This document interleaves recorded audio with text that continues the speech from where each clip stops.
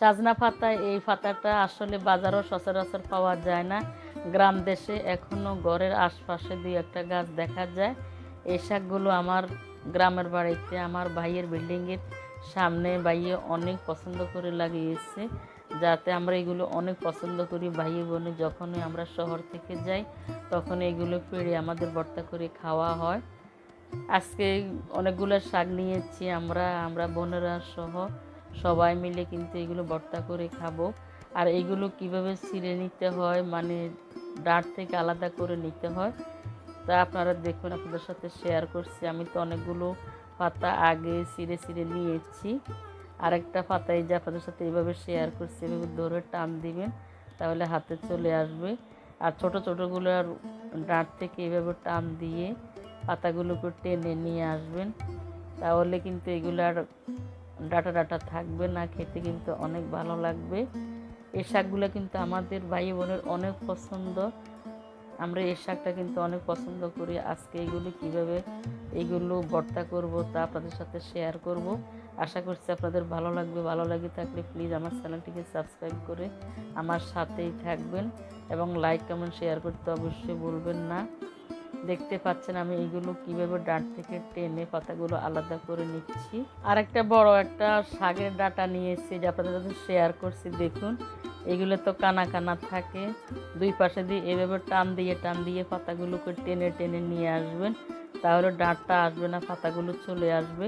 আপনাদের সুবিধার্থে আমি কিন্তু আবার আপনাদেরকে দেখিয়েছি, মানে দেখাচ্ছি।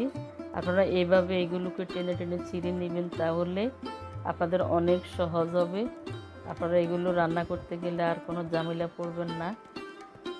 এভাবে আবার বেছে বেছে ডাঁটগুলো ফেলে দিবেন। এই পর্যায়ে এখানে আমি 5টি আলু নিয়েছি, এইগুলোকে আমি সুন্দর করে বেসিকের পানি ছেড়ে ধুয়ে নিচ্ছি।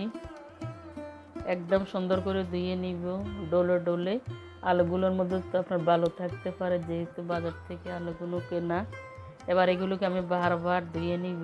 এ পর্যায়ে আমি চুলার উপর একটি সসপ্যান বসিয়ে দিয়েছি আর চুলার আগুনটা ধরিয়ে দিয়েছি আগে। পানিটা গরম হয়ে গেছে, এর মধ্যে আমি আলুগুলো ছেড়ে দিলাম। একটা করে ছেড়ে দিয়েছি, দেওয়ার পরে এবার আমি ঢাকনা দিয়ে আলুগুলোর বলক এসে গেলে তারপরে আমি চুলার আগুনটা একদম লো করে ঢাকনা দিয়ে দিব। আর ওইদিকে আলুগুলো হতে থাক, এইদিকে আমি সাজনা পাতাগুলো ধুয়ে নিব। আমি যে ডালার মধ্যে নিয়েছি, এবার আমি বেসিকের মধ্যে বড় একটা বল দিয়ে পানি ছেড়ে দিয়েছি, এর মধ্যে আমি পাতাগুলো দিয়ে দিচ্ছি। পাতাগুলো দেওয়ার পরে আমি কলটা ছেড়ে এগুলোকে কচলি ধুয়ে নিচ্ছি।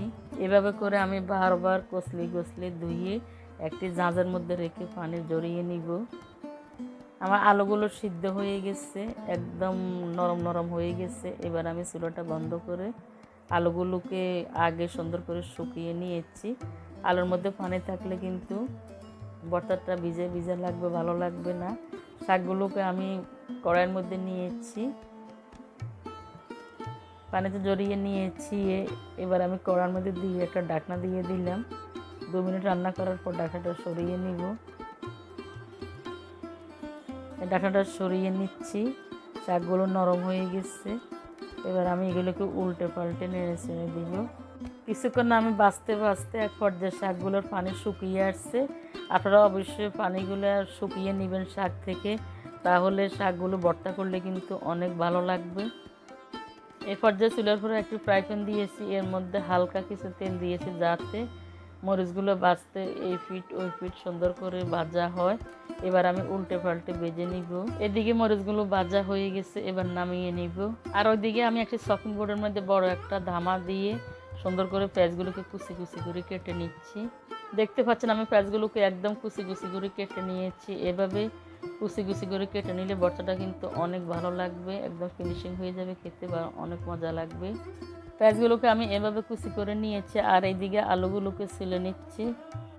আর এদিকে তো ভাজা মরিচগুলো ঠান্ডা হয়ে গেছে। এবার আমি প্লেটের মধ্যে নিয়ে ডাঁটগুলো ফেলে নিচ্ছি। এবার আমি এগুলোকে গুঁড়া করে নিব, আর সাথে একটু লবণ দিয়েছি যাতে তাড়াতাড়ি মরিচগুলো গুঁড়া হয়ে যায়।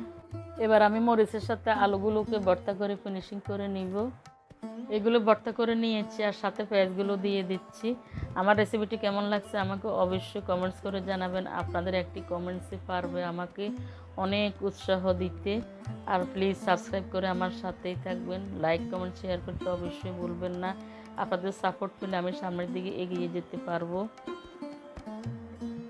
এগুলো সব দেওয়ার পর আমি মিক্স করে নিয়েছি। এবার সাজনা পাতাগুলো দিয়ে আলুর সাথে মিক্স করে নিলাম, মানে নিচ্ছি। প্লেটের মধ্যে জায়গা হচ্ছে না, এবার আমি ডাইরেক্ট কড়াইতে চলে এসেছি। এখানে আমি অনেকগুলো সরিষার তেল দিয়েছি, আর সরিষার তেল দিয়ে অবশ্যই ভর্তাটা করবেন আলুর সাথে। পোড়া মরিচ, পেঁয়াজ আর লবণ, ও খেতে দারুণ অসাধারণ লাগবে। আপনারা এইভাবে একবার বানিয়ে খাবেন, খেয়ে আমাকে কমেন্টস করে জানাবেন কেমন হয়েছে। এবার আমি একটা ডিশের মধ্যে সার্ভ করে নিচ্ছি। সর্বশেষে আমি একটা ডিশের মধ্যে সার্ভ করে নিয়েছি। দেখতে পাচ্ছেন অসাধারণ লাগছে। আপনারা রুটি, পরোটা অথবা গরম কিংবা ঠান্ডা ভাতের সাথে খেতে অসাধারণ লাগবে। আল্লাহ হাফিজ।